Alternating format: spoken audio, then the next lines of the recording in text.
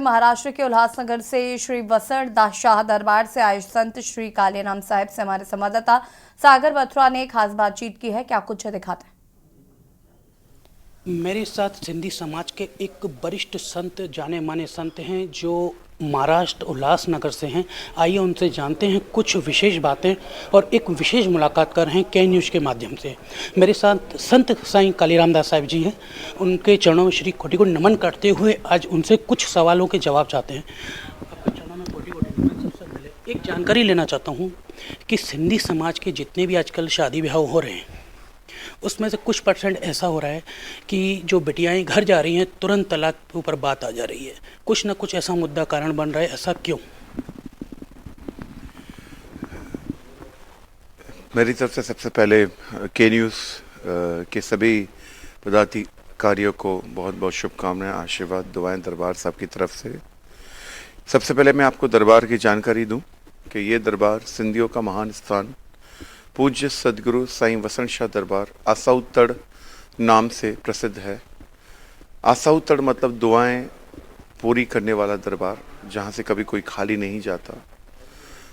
अब जो सवाल आपने पूछा, ये हमारी कम्युनिटियाँ और कौमों में यह बहुत बढ़ चुका है। ये तकलीफ़ बहुत ज़्यादा हो गई है। उसका रीज़न एक तो जो टीवी सीरियल्स आजकल आ रहे हैं जिसमें बहुत कुछ ज़्यादा दिखाया जाता है और दूसरा रीज़न है कि पहले हमारी कौम में समझाया जाता था कि बेटी जो है वो पराया धन है, उसे आप जाकर के एक घर बसा के दूसरा घर बसाना है। कि बेटी को ये समझाया जाता था कि बेटी तेरी डोली यहाँ से उठेगी तो अर्थी तेरी उस घर से ही निकलेगी। अब हमने कन्यादान कर दिया। कन्यादान मतलब महान उत्तम दान जो भाग्यशाली इंसान को मिलता है। लेकिन आजकल का सिस्टम ये हो गया है, दान करने के बाद भी इंसान की नज़र उस दान पर रहती है, जो हमारे लिए बहुत गलत बात है और बहुत कठिन बात है, जिससे बहुत तकलीफ होती है। क्योंकि दान एक बार अगर हम कर देते हैं, आप सोच समझ के कीजिए दान, लेकिन देने के बाद आपका उस दान पर कोई अधिकार नहीं है।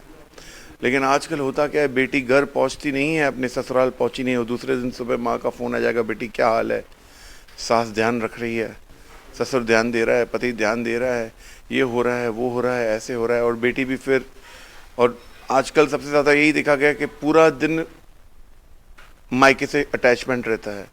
सबसे पहले तो वो अटैचमेंट तोड़ना है। मैंने ये नहीं कहा रिश्ता तोड़ दो, नहीं, रिश्ता रखना है, लेकिन हमें ये समझना है कि लड़की को घर करने देना है। तो इसमें कहीं ना कहीं निकल के आ रहा है कि जो मायके वाले हैं वो अपनी बेटी से दिन बर्बाद करते हैं, उनकी भी कहीं ना कहीं गलती मानी जाती है। बिल्कुल।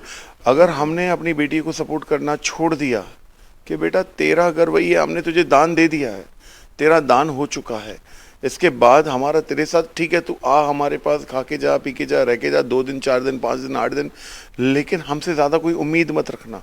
क्योंकि दान देने के बाद उसमें हमारी कोई उम्मीद नहीं होनी चाहिए।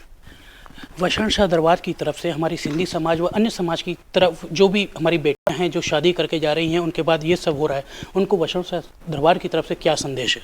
यही संदेश है कि खास करके मैं माता पिता और उनके परिवार वालों से ये रिक्वेस्ट करूँगा कि आप बेटियों को घर करने दें, आप उन्हें कुछ समय के लिए छोड़ दें, उन्हें यही समझाएं, उन्हें सपोर्ट ना करें, चाहे कितनी भी दुख, कितनी भी तकलीफ हो। हम अपने आप को आईना देख लें, हमारे माता पिताओं को क्या तकलीफ नहीं होगी?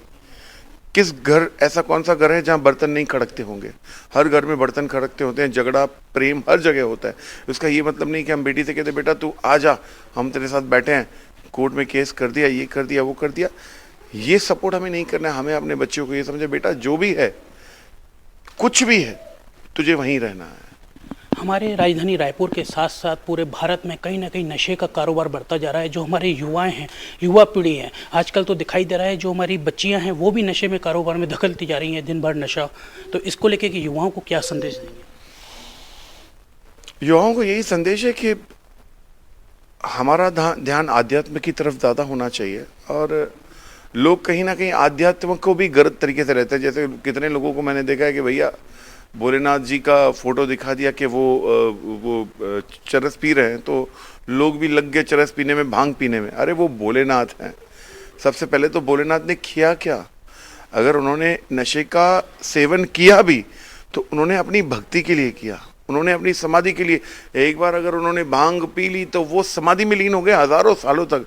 और हम क्या कर रहे हैं, उसकी आड़ में हम लोग यहाँ वहाँ भटकते हैं, अपशब्द करते हैं, गालियाँ देते हैं, झगड़े करते हैं, एक दूसरे को परेशान करते हैं। बस यही है कि हम आध्यात्म की ओर जुड़े, और आध्यात्म की ओर जुड़ने के बाद हम नाम में अपना मन लगाए, संतों की सेवा में मन लगाए, वहाँ चित्त लगाए और जीवन जिए अच्छे से। शाही कालिदास राम साहब थे, उन्होंने बताया कि वषण शाह घोट दरबार में 200 सालों से लगातार अमावस्या की रात कार्यक्रम का आयोजन होता है और कई ऐसे विभिन्न भी और कार्यक्रम होते हैं।